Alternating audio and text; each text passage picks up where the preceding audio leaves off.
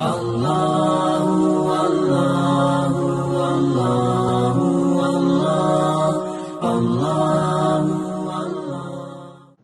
اللہ الرحمن الرحیم۔ تقلید کے حوالے سے ہمارا موضوع چل رہا تھا اور ہم نے آپ کے سامنے یہ بات ذکر کی تھی کہ دور نبوی میں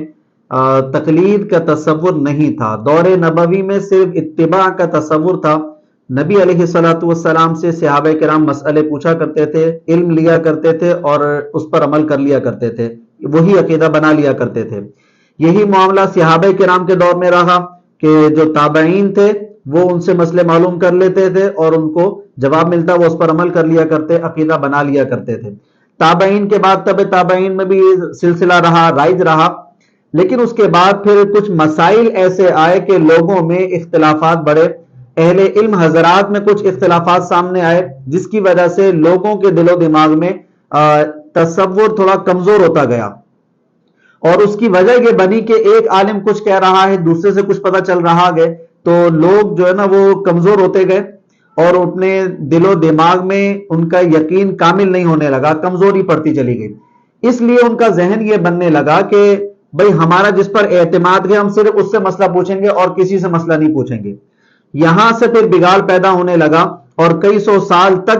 اتباع کا تصور رہا، اور اس کے بعد پھر یہ تصور آیا کہ جناب ایک کچھ کہہ رہا ہے، دوسرا کچھ کہہ رہا ہے، تیسرا کچھ کہہ رہا ہے، تو ہم اس پر اعتماد کریں گے جو ہمارا اپنا ہوگا، جس پر ہم نے اعتماد کر لیا، اب بس اسی سے مسئلہ معلوم کریں گے اور کسی سے معلوم نہیں کریں گے۔ اس کے بعد یہ تصور اور زیادہ مضبوط ہوتا گیا کہ اب جیسے جیسے دور بڑھتا گیا ہر ایک نے اپنا ایک تصور قائم کر لیا، بھئی ہم نے فلاں امام کی پیروی کرنی ہے، لہذا بس ہم انہی کی پیروی کریں گے اور کسی کی پیروی نہیں کریں گے۔ یہ تصور کہ صرف ایک امام کی پیروی کریں گے اور دوسرے کی نہیں کریں گے، یہ صریح قرآن و حدیث کے خلاف ہے، اس لیے کہ سارا حق ایک بندے کے پاس ہے، یا اللہ نے کوئی ذمہ داری دے دی ہے کہ جناب بس اس سے مسئلہ معلوم کر لو، اور ہم نے اس کو اپنا نمائندہ بنا کر بھیج دیا کہ یہ جو بھی کہے گا کسی مسئلے میں وہ درست کہے گا۔ یہ تصور بالکل قرآن و حدیث کے خلاف چلا جاتا ہے۔ اس کی دلائل قرآن و حدیث سے تو بہت سارے ہیں، لیکن ایک عقلی طور پر بھی سمجھ میں آتی ہے بات کہ خود امام ابو حنیفہ رحمہ اللہ کے شاگرد امام محمد اور امام ابو یوسف، یہ دونوں امام ابو حنیفہ کے بیان کردہ مسائل میں بہت ساری تبدیلیاں لے کر آئے ہیں۔ امام ابو حنیفہ نے مسئلے کو کچھ بیان کیا، لیکن بعد میں اگر ان کا علم، ان کے تک حدیث جو پہنچی وہ اس کے مخالف تھی، تو انہوں نے امام ابو حنیفہ کے مسائل میں تبدیلی پیدا کر دی۔ اسی لیے جب یہ تصور قائم، ان لوگوں نے یہ تصور بنایا کہ قرآن میں ہمیں اتباع کا حکم ہے، تقلید کا حکم نہیں ہے، اس لیے انہوں نے امام ابو حنیفہ کے مسائل کو لینے کے بعد یہ نہیں کیا کہ جناب صرف امام ابو حنیفہ کے ہی مسئلے لیں گے ہم اور کسی کا مسئلہ نہیں لیں گے، چاہے کوئی قرآن کی آیت سنائے، چاہے کوئی حدیث سنا رہا ہو، ہم اس کو تسلیم نہیں کریں گے۔ یہ تصور نہیں تھا ان کا، اسی لیے انہوں نے کئی مسائل میں تبدیلی کر دی۔ پھر بعد میں جب لوگوں میں جہالت عام ہو گئی،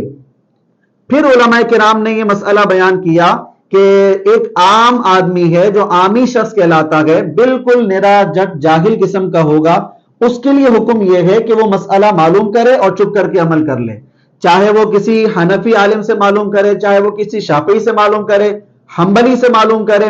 یا مالکی سے معلوم کرے، وہ کسی بھی عالم سے معلوم کر کے مسئلے پر عمل کر لے، اس میں کوئی حرج کی بات نہیں، کوئی بری بات نہیں ہوتی ہے۔ لیکن اگر کوئی دوسرا شخص ہے جو صاحب علم ہے، حدیثوں کو سمجھتا ہے، روایات کا علم رکھتا ہے اور صحیح ضعیف کا علم رکھتا ہے، ناسخ منسوخ کا علم رکھتا ہے، قرآن کی آیات کا تفسیر کا اسے صحیح علم ہے،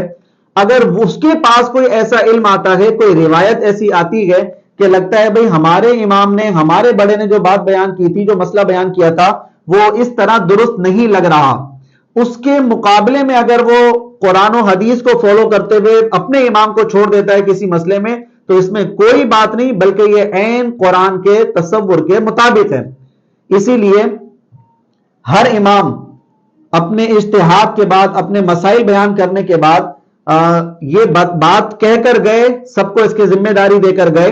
کہ تم نے ہماری تقلید نہیں کرنی۔ تقلید کا مطلب بغیر دلیل کے بات ماننا۔ امام ابو حنیفہ کو لیجئے، امام مالک کو لیجئے، امام شافعی کو لیجئے، امام احمد بن حنبل کو لیجئے، جس امام کو اٹھانا چاہیں آپ پڑھیے۔ ہر ایک امام یہ بات بیان کر کے گئے کہ تم نے ہماری تقلید نہیں کرنی ہے،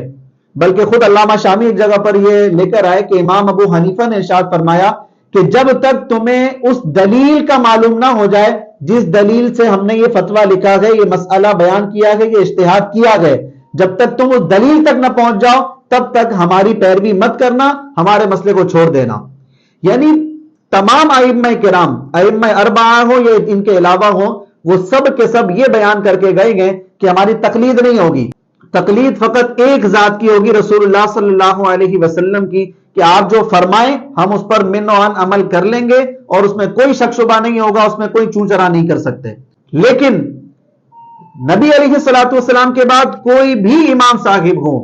کوئی بھی امام صاحب ہو، وہ جب بھی کوئی شرعی مسئلہ بیان کریں گے تو ہم اس کو دلائل کی روشنی میں دیکھتے ہیں۔ اگر دلیل سے بات پختہ لگتی ہے تو سر آنکھوں پر، اگر دلیل کے مخالف لگتی ہے تو اس کو بالکل تبدیل کر دیا جاتا ہے۔ اب کچھ مسائل میں آپ کے سامنے ذکر کر رہا ہوں جو امام ابو یوسف اور امام محمد نے امام ابو حنیفہ کے بیان کردہ مسائل میں تبدیلی کر دی ہے۔ ان میں سے ایک مسئلہ، امام ابو حنیفہ عقیقے کے سنت ہونے کے قائل نہیں تھے، کیونکہ امام ابو حنیفہ تک روایات نہیں پہنچی تھی یا وہ درست نہیں لگ رہی تھی ان کو، لہذا وہ سنت کے قائل نہیں تھے۔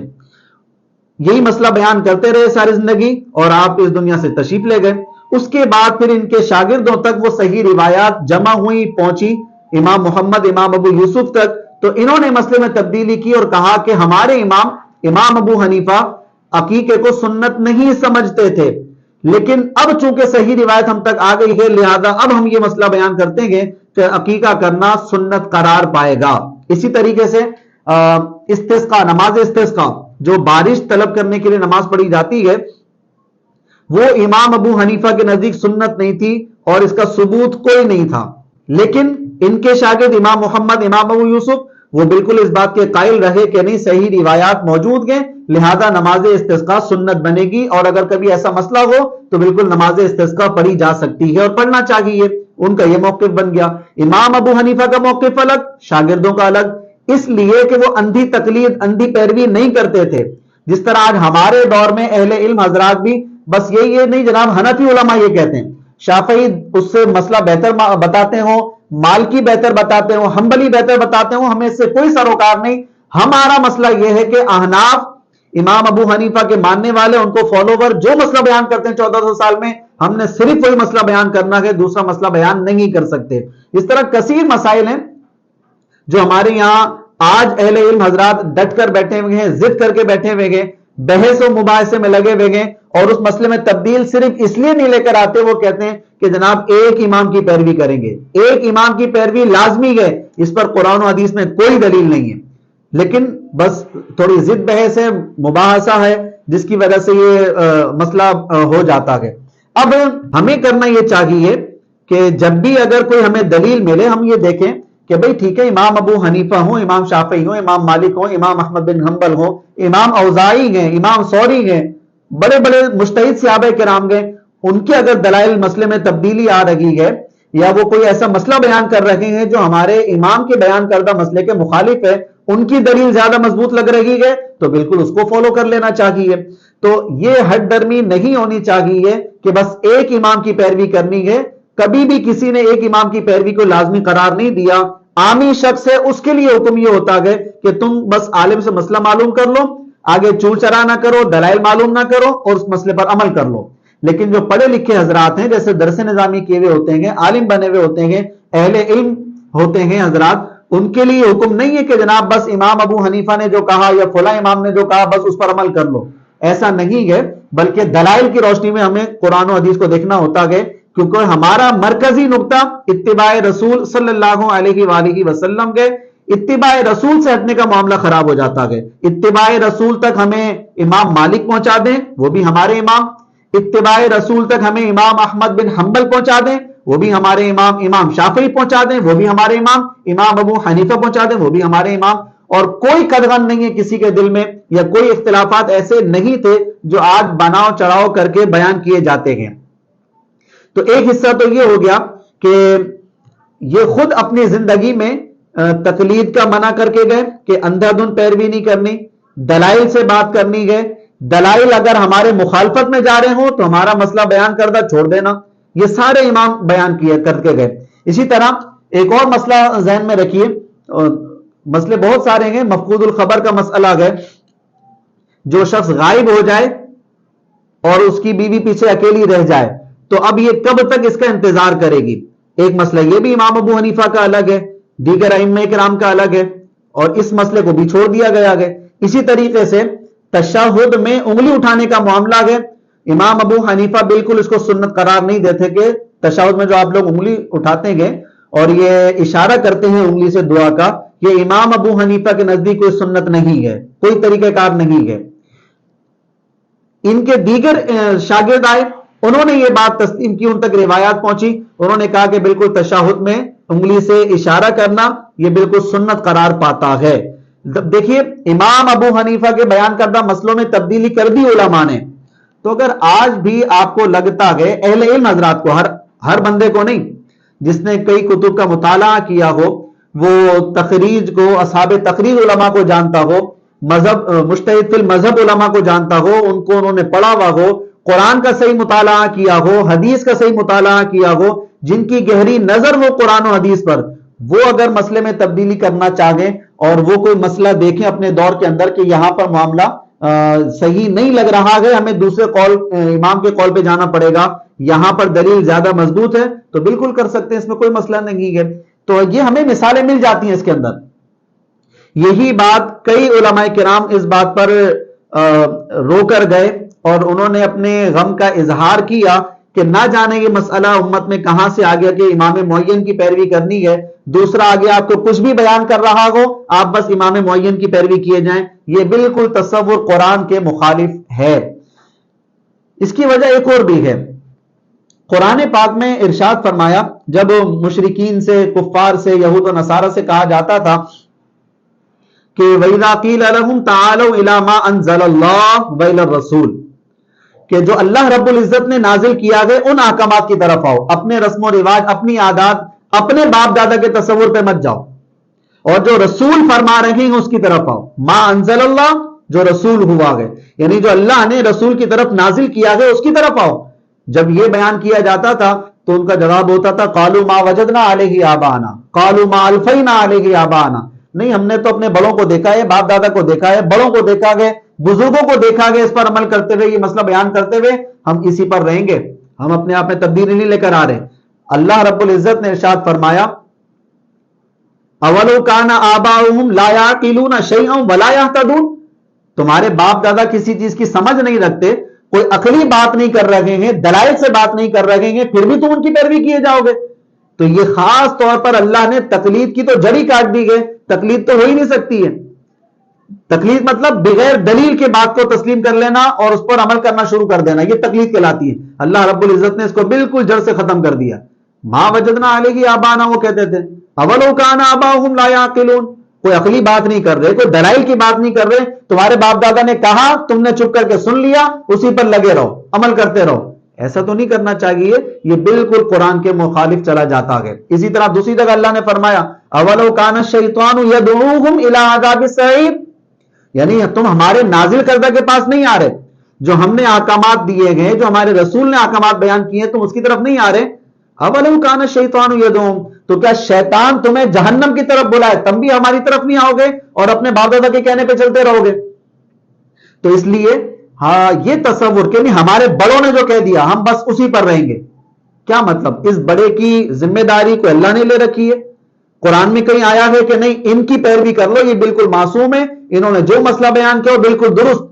کوئی غلطی نہیں ہے ان کے بیان کردہ مسئلے میں، ایسا اللہ نے بیان کیا؟ کہیں بھی بیان نہیں کیا ہے. کہیں یہ کتاب میں اللہ رب العزت نے لکھ کے دیا ہے آپ کو؟ کہیں نہیں دیا ہے. اس لیے امام معین کی پیروی کا لازم قرار دینا اہل علم حضرات پر یہ معاملہ تو بالکل خطرناک ہو جاتا ہے اور قرآن کی کئی آیات سے ٹکراتا ہے. اور یہی باتیں اپنے اپنے دور میں تمام علماء کرام کرتے گئے. علامہ شامی کو آپ پڑھ لیجئے، صاحب فتح القدیر کو پڑھ لیجئے، دیگر ائمہ کرام کو پڑھ لیجئے، علماء احناف کو، علماء شوافع کو، کہ ایک تقلید کا تصور نہیں تھا دین کے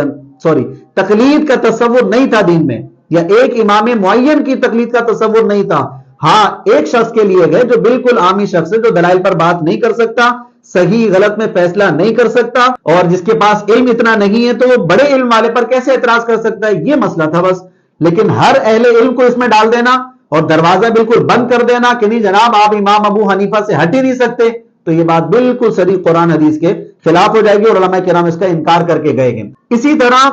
پاک و ہند میں اور دنیا عالم میں مسلمہ شخصیت شاہ ولی اللہ محدث دہلوی رحمت اللہ علیہ، یہ تمام مکتب فکر کے مسلمہ بزرگ ہیں۔ ایک مکتب فکر بریلوی حضرات، ایک مکتبہ فکر دیوبندی حضرات، تیسرا مکتبہ فکر اہل حدیث حضرات، تینوں کے نزدیک مسلمہ شخصیتیں، بہترین شخصیتیں، علمی شخصیتیں۔ انہوں نے ایک اپنی کتاب لکھی حجت اللہ البالغہ، اس کتاب میں انہوں نے اس بات کو بھی ذکر کیا اور بڑی شد و مت کے ساتھ ذکر کیا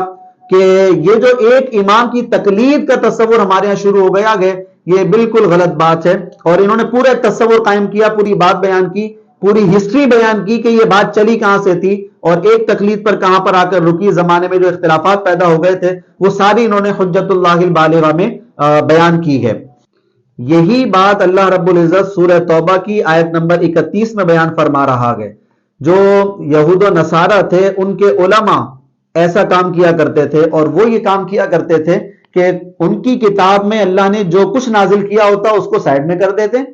اور اپنی طرف سے حلال اور حرام کا فیصلہ کر لیا کرتے تھے۔ اگر اللہ نے کوئی بات ان کی کتاب میں حلال بیان کی ہوتی اور ضرورت پڑتی حرام کی، وہ حرام کر دیتے،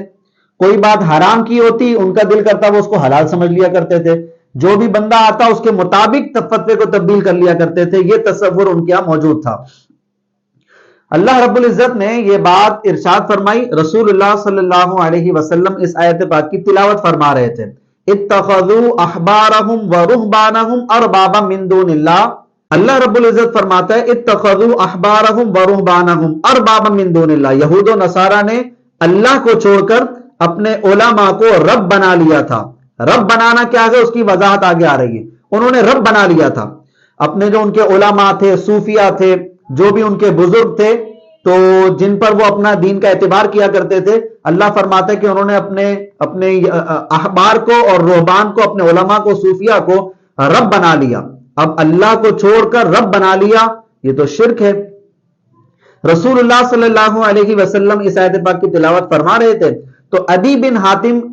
آئے تھے سامنے، تو انہوں نے کہا کہ یا رسول اللہ صلی اللہ علیہ وسلم آپ یہ آیت پاک پڑھ رہے ہیں کہ یہود و نصارہ نے اللہ کو چھوڑ کر اپنے علماء کو، اپنے صوفیاء کو رب بنا لیا گئے، حضور ہم نے تو کبھی ان کی عبادت نہیں کی، ہم نے تو کبھی ان کو رب نہیں بنایا۔ تو رسول اللہ صلی اللہ علیہ وسلم نے وہ بات ارشاد فرمائی جو آج کی اندھی تقلید کو سرے سے رد کر دیتی ہے، اس کی جڑی کاٹ دیتی ہے۔ حضور علیہ الصلوۃ والسلام فرماتے ہیں الیس یحرمونہ ما احل اللہ فتحرمونہ، کیا ایسا نہیں ہوتا تھا کہ تمہارے علماء کسی چیز کو حرام قرار دیتے تھے، اللہ اس کو حلال قرار دیتا تھا لیکن تم اس کو حرام ہی سمجھا کرتے تھے؟ یعنی تمہارے علماء اللہ کے حلال کردہ کو حرام سمجھتے تھے، تم اللہ کی کتاب کی طرف توجہ نہیں کرتے تھے، علماء کی طرف توجہ کرتے تھے کہ بس علماء نے اس کو حرام قرار دیا گیا لہذا اب اس کو ہم حرام سمجھیں گے، اللہ نے چاہے حلال قرار دیا ہو۔ اسی طرح وَيُحِلُّونَ مَا حَرَّمَ اللَّهُ، اس طریقے سے ہوا کرتا تھا کہ اللہ نے جس کام کو حرام قرار دیا تھا تمہارے علماء اس کو حلال قرار دیتے تھے، تو تم اللہ کی کتاب کی طرف توجہ نہیں کیا کرتے تھے بلکہ علماء کی طرف توجہ کر کر اس کام کو حلال سمجھا کرتے تھے۔ تو اللہ کی کتاب کیا کہہ رہی ہے اس کی طرف توجہ نہ کرنا، رسول اللہ صلی اللہ علیہ وسلم کی احادیث کیا کہہ رہی ہیں اس کی طرف توجہ نہ کرنا، بس اپنے بڑے علماء، اپنے صوفیاء، اپنے دور کی روایات یا کسی نے کہیں لکھ دیا، کوئی اس کی کتاب کا اتا پتہ نہیں ہے، بس اسی کی پیروی کرتے ہوئے چلے جاؤ۔ تو رسول اللہ صلی اللہ علیہ وسلم نے فرمایا کہ ایسی صورت جب بن جائے، کیا ایسا تمہارے دور میں نہیں ہوا کرتا تھا کہ لوگ اللہ کی کتاب کو چھوڑ کر علماء کی طرف توجہ کر لیا کرتے تھے اور اللہ کی کتاب کو بالکل بھول چکے تھے؟ تو انہوں نے کہا حضور ایسا تو تھا۔ تو رسول اللہ صلی اللہ علیہ وسلم نے ارشاد فرمایا فَتِلْكَ عِبَادَتُهُمْ، یہی تو ان کی عبادت ہے، یعنی اللہ کو چھوڑ کر علماء کو رب بنا لینا، یہی تو ہے کہ اللہ کی کتاب کچھ کہتی رہے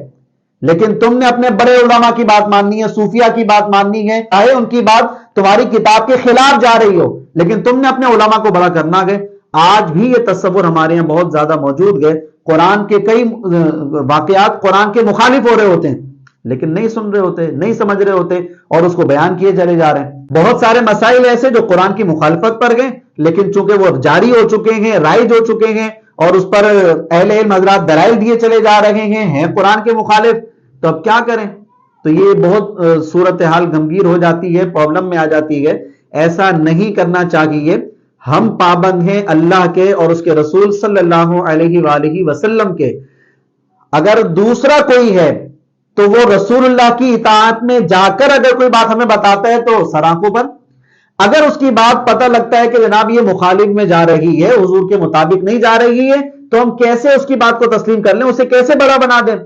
سورہ نساء میں اللہ رب العزت ارشاد فرماتا ہے فَإِن تَنَازَعْتُمْ فِي شَيْءٍ فَرُدُّوهُ إِلَى اللَّهِ وَالرَّسُولِ. اگر تمہارے آپس میں کسی معاملے میں اختلاف ہو جائے تو پھر اس مسئلے کو رسول کی بارگاہ میں اور اللہ کی بارگاہ میں پیش کیا کرو. یہ ظاہراً آیت پاک تو اس دور تک تھی, اب بظاہر ذاتیں تو ہمارے سامنے یوں موجود نہیں ہے لیکن اللہ کا کلام, رسول کا کلام ہمارے سامنے موجود ہے, ہم ان کے سامنے یہ باتیں پیش کر سکتے ہیں, یعنی قرآن و حدیث سے مسئلے کو حل کروا سکتے ہیں. تو الغرض تقلید کا تصور وہ ہمارے دین میں نہیں ہے. اتباع رسول صلی اللہ علیہ وآلہ وسلم کا تصور ہے. اور اس کے بعد جب یہ مسائل بڑھتے چلے گئے تو علماء کرام نے علم سے دور ہونے کی وجہ سے عام بندے کے لیے حکم دیا کہ تم تقلید ہی کر لو, تمہارے لیے یہی بہت ہے. کیوں؟ تم کسی بھی عالم سے مسئلہ معلوم کر لو, وہی بہت ہو جائے گا تمہارے لیے. اور پرانے دور میں کبھی تصور نہیں تھا کہ نہیں جناب صرف امام ابو حنیفہ کو فالو کرنا ہے, صرف امام شافعی کو فالو کرنا ہے. اگر تم حنفی کو فالو کرتے ہو تو تم شافعی کی طرف نہیں آ سکتے. بالکل غلط تصور تھا یہ, ایسا کوئی تصور اسلام نے نہیں دیا گیا. ہمیں قرآن و حدیث کو فالو کرنا گے, بالکل انہی ذاتوں کے ذریعے فالو کرنا گے. لیکن ان ذاتوں کی باتیں ہم تک کئی لوگوں کے بعد پہنچی ہیں, کئی سالوں کے بعد پہنچی گئے. وہ بات درست ہے یا نہیں ہم قرآن و حدیث سے دیکھیں گے. اگر قرآن و حدیث کے مطابقت میں ہوگی تسلیم کر لیں گے, مخالفت پر جاری ہوگی تو سر ہمیں چھوڑنا پڑے گا. پھر کوئی راہ نہیں بنتی آپ کے پاس کہ آپ پھر بھی قرآن و حدیث کی مخالفت کے باوجود آپ اسی قول کو عمل میں لے کر آئیں. اب امام ابو حنیفہ سے لے کر امام شافعی تک, امام احمد بن حنبل تک سارے ائمہ کے اقوال ہم آپ کو پڑھ کے سنا دیتے گے کہ ان علماء کرام کا, ان مجتہدین کا جن پر آپ تکیہ کر کے بیٹھیں گے اور آپ ان کو ہر مسئلے میں درست قرار دے کر بیٹھیں گے, یہ بات اب آپ کرتے گے تو وہ خود علماء کرام کیا کہہ کر گئے. امام ابو حنیفہ ارشاد فرماتے ہیں لا یحل لأحد ان یأخذ بقولنا ما لم یعلم من این اخذنا. امام ابو حنیفہ ارشاد فرما کر گئے کہ کسی بھی عالم کے لیے یہ حلال نہیں ہے کہ جب تک وہ اس دلیل کو معلوم نہ کر لے جس دلیل سے ہم نے فتویٰ لکھا, جس دلیل سے ہم نے یہ مسئلہ اخذ کیا, استدلال کیا گئے, جب تک وہ دلیل تمہیں نہ مل جائے تمہیں مسئلہ بیان کرنے کی اجازت نہیں ہے. اس لیے ہمیں ذمہ داری دے کر گئے امام ابو حنیفہ, بڑے علماء کرام کو ذمہ داری دے کر گئے کہ یہ نہیں ہوگا کہ ہمارے نام سے تمہیں کوئی فتویٰ ملے, کوئی استدلال ملے, تم اس پر عمل کرنا شروع کر دو, لوگوں میں عام کر دو. نہیں, ہاں جب تمہیں دلیل مل جائے کہ امام ابو حنیفہ نے اس دلیل کے تحت یہ مسئلہ نکالا, امام شافعی نے اس دلیل سے یہ مسئلہ نکالا گیا, جب یہ دلیل تمہیں مل جائے تو تم مسئلہ بیان کرنے کے حقدار رہو گے. اب یہی علماء کرام کو کرنا چاہیے. آج ان مسائل میں اختلافات شروع کر دیے جو امام ابو حنیفہ سے منقول ہی نہیں ہے, یا امام ابو حنیفہ سے منقول ہیں, ان کے شاگردوں نے تبدیل کیے لیکن اس کے باوجود ہمارے اندر وہ چیز غلط جاری ہے ابھی تک. اسی طرح امام ابو حنیفہ ارشاد فرماتے ہیں کہ جو روایات ہم تک پہنچی ہم نے ان سے استدلال کیا جن کو ہم نے درست سمجھا, جو روایت ہمیں درست نہیں لگی تو ہم نے انہیں ہٹا دیا. یہ ایک طریقہ کار تھا. اس کے بعد ارشاد فرمایا کہ اگر ہمارے بعد کوئی روایت درجہ صحت کو پہنچ جاتی ہے یا تم تک وہ روایت صحیح طریقے سے آ جاتی ہے تو بالکل اسی روایت کے تحت وہ مسئلہ بیان کرنا اور شرعی مسئلہ اسی سے اخذ کرنا ہوگا تمہیں. ارشاد فرمائے اذا صح الحدیث فہو مذہبی, جب کوئی حدیث صحیح ثابت ہو جائے تو وہی میرا مذہب بنتی ہے. تو چاہے ہمارا انتقال ہو جائے, ہم نے ایک مسئلہ بیان کیا یا ہم نے اس مسئلے کو چھوڑ دیا اور کوئی ہمارے انتقال کے بعد کوئی روایت صحیح ثابت ہو جائے تو بالکل وہی ہمارا مسلک بنے گی, وہی ہمارا مذہب بنے گی. اسی طرح ارشاد فرمایا حرام علی من لم یعرف دلیلی ان یفتى بکلامی فاننا بشر نقول القول اليوم ونرجع عنه غدا ارشاد فرمایا کہ جو شخص ہماری دلیل کی معرفت نہیں رکھتا کہ ہم نے یہ کلام کہاں سے لیا، ہم نے یہ استدلال کہاں سے کیا، ایسے شخص پر حرام گئے جب تک وہ ہماری دلیل کی معرفت نہ رکھے۔ فإننا بشر، کیونکہ ہم بشر گئے، انسان گئے۔ نقول القول اليوم، ایک قول آج ہم کہتے ہیں، ایک مسئلہ آج بیان کرتے ہیں، ایک استدلال آج بیان کرتے ہیں، ونرجع غدا، اور کل ایسا ہوتا ہے کہ علم میں ہمارے ترقی ہوتی ہے، عروج آتا گئے، اور زیادہ روایتیں ہم تک پہنچ جاتی ہیں، اور زیادہ فہم ہمیں مل جاتا ہے، یا کسی صحابی سے ملاقات ہو جاتی ہے، ہم اس مسئلے سے اپنا رجوع کر لیتے ہیں۔ تو خود امام ابو حنیفہ کہہ کے جا رہے ہیں کہ ہم انسان ہیں، بشر ہیں،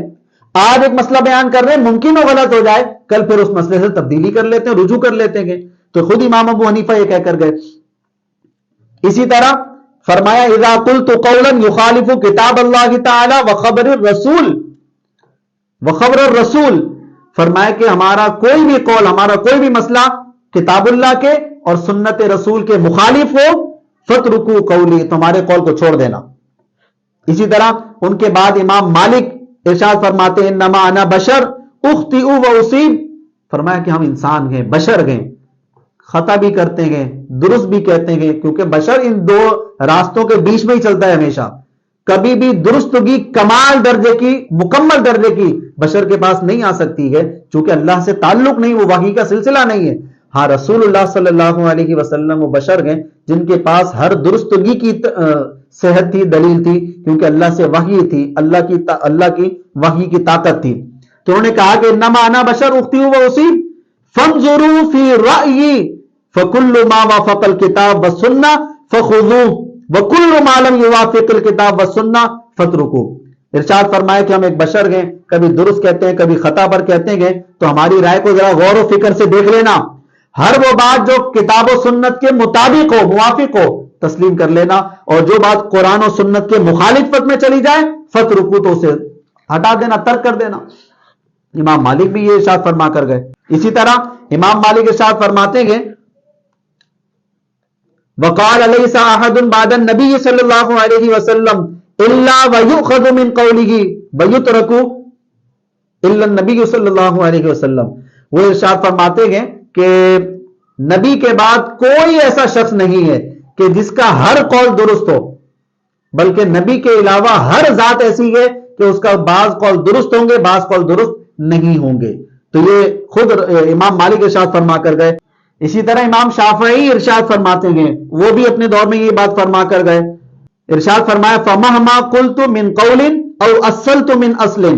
فیہ عن رسول اللہ صلی اللہ علیہ وسلم خلاف ما قلت فالقول ما قال رسول اللہ، ہم کوئی اصول بنائیں، کوئی بات کہیں، کوئی قول کہیں، اگر وہ بات، وہ اصول رسول اللہ صلی اللہ علیہ وسلم کی مخالفت پر بنا ہو، الگ بنا ہو، اور رسول کی ذات سے الگ تمہیں کوئی بات سمجھ میں آ رہی ہو، تو بالکل ہمارے اصول کو یا ہمارے اس قول کو ہٹا دینا اور رسول اللہ صلی اللہ علیہ وسلم کی بات پر عمل کر لینا۔ وَهُوَ قَوْلِي، اور وہ بھی میرا بھی وہی قول تصور کرنا، چونکہ میں مجبور تھا، جو علم مجھ تک پہنچا میں نے وہ استدلال کیا، لیکن اگر بعد میں غلطی ثابت ہو جائے تو تم تبدیلی کر دینا، اور میری طرف بھی اسی بات کو منسوخ کرنا کہ میں نے بھی ایسے ہی تصور کیا ہوگا۔ اب آئیے خود امام احمد بن حنبل کتنے پیارے جملے ارشاد فرما کر گئے، اور جو آج یہ گن گائے جاتے ہیں نا کہ ایک ہی امام کی پیروی لازمی ہے، بس ہم ایک ہی امام کی پیروی کریں گے، قرآن کچھ کہتا رہے، احادیث کچھ کہتی رہے، اکابر علماء کچھ کہہ کر جا رہے ہیں، آج کی ضد بحث میں آ کر یہ بات کرنا کہ امام معین کی ہی پیروی کریں گے اور کسی کی نہیں کریں گے، یا تقلید کرنا کوئی لازمی امر ہے اہل علم کے لیے، یہ سب باتیں غلط کر رہے ہیں۔ خود امام احمد بن حنبل ارشاد فرما کر گئے لا تقلدنی ولا تقلد مالکا ولا الشافعی ولا الاوزاعی ولا الثوری، خود امام احمد بن حنبل ارشاد فرماتے ہیں کہ خبردار ہماری پیروی مت کرنا، نہ تو امام مالک کی پیروی کرنا، نہ امام شافعی کی پیروی کرنا، نہ امام اوزاعی، نہ امام ثوری کی پیروی کرنا۔ وخذ من حیث اخذوا، اور جہاں سے انہوں نے مسئلہ بیان کیا ہے دلیل، وہیں سے تو بھی بیان کرنا، ہمیں صرف راستہ بنانا، ذریعہ بنانا، وسیلہ بنانا وہاں تک پہنچنے کا، اگر ہمارا بیان کردہ مسئلہ مطابق دلیل ہو تو تسلیم کر لینا، لیکن اگر دلیل تجھے نہ ملے، صرف ہمارا قول ملے تو اسے تسلیم نہ کرنا۔ اس کے بعد ارشاد فرمایا رأی الاوزاعی و مالک و ابی حنیفہ کلہ رأی، کہ جو بغیر دلیل کے بات ملے وہ صرف ان کی ایک رائے ہوتی ہے، رائے کی حد تک ہے اس کا معاملہ، اس کی حیثیت، آپ اس کو قرآن و حدیث کا درجہ نہیں دے سکتے، آپ اس کو شرعی مسئلے کا درجہ نہیں دے سکتے جب تک آپ کے پاس دلیل نہ آ جائے۔ وَهُوَ عِندِي سَوَاءٌ، امام احمد بن حنبل کہتے ہیں کہ جتنے بھی مجتہدین گزرے، جتنے علماء گزرے، بڑے بڑے اکابرین، وہ سب کے سب برابر ہی ہیں۔ وَإِنَّمَا الْحُجَّةُ فِي الْآثَارِ، اور جو دلیل ہوتی ہے دین میں وہ قرآن و سنت ہوتی ہے، وہ صرف کسی امام کا قول نہیں ہوتا ہے۔ تو یہ کوئی بری بات نہیں ہے، کوئی عیب کی بات نہیں ہے کہ اگر کسی امام کے بارے میں ایسی بات کر دی کہ جناب ان کی پیروی کوئی لازمی نہیں ہے، تو یہ کوئی بری بات تھوڑی ہے۔ کئی لوگ بیان کرتے ہوئے کہتے ہیں، سوال کرتے ہیں ان سے، تو وہ بیان میں کہہ دیتے ہیں کہ بھائی ہم سے لوگ سوال کرتے ہیں تقلید کے بارے میں، تو ہم اگر امام ابو حنیفہ کو یا دیگر مجتہدین کو ان کی تقلید نہ کریں تو ہم قرآن و حدیث کی پیروی کریں تو درست ہے؟ تو وہ کہتے ہیں کہ ان اماموں نے کیا تورات انجیل کی پیروی کروائی؟ ایویں شڑلے مارتے ہیں، بالکل یہ غلط بات ہے، یہ تصور نہیں ہوتا سائل کا۔ بات یہ کہنے کی ہوتی ہے کہ بھئی ہمیں امام ابو حنیفہ ایک مسئلہ بیان کریں اور وہ کہیں بھئی اس آیت سے میں نے مسئلہ بیان کیا، تو پھر کیا مسئلہ ہے ماننے میں؟ حدیث بیان کریں، حدیث ہم تک پہنچا بھئی انہوں نے اس حدیث کے تحت یہ مسئلہ بیان کیا، کیا مسئلہ ہے اس کو ماننے میں؟ بات یہاں پر آتی ہے کہ جب آپ کو دلیل نہیں مل رہی ہے، اب آپ کس طرف جائیں گے؟ اب آپ کس طرف اپنے آپ کو لے کر جائیں گے؟ کیا یہی بولیں گے کہ نہیں بس انہوں نے کہا ہے تو ہم نے مان لیا، ہمیں دلیل سے کوئی سروکار نہیں؟ یہ کیوں کہیں گے آپ؟ اہل علم حضرات ہیں، دنیاوی معاملات میں آپ ڈاکٹر کے پاس جانا ہو تو اچھے ڈاکٹر کے پاس جاتے ہیں، اسکول میں بچے کو داخلہ کروانا ہو تو اچھے اسکول میں داخلہ کرواتے ہیں،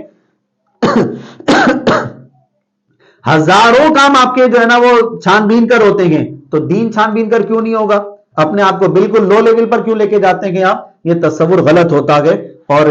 ہمیں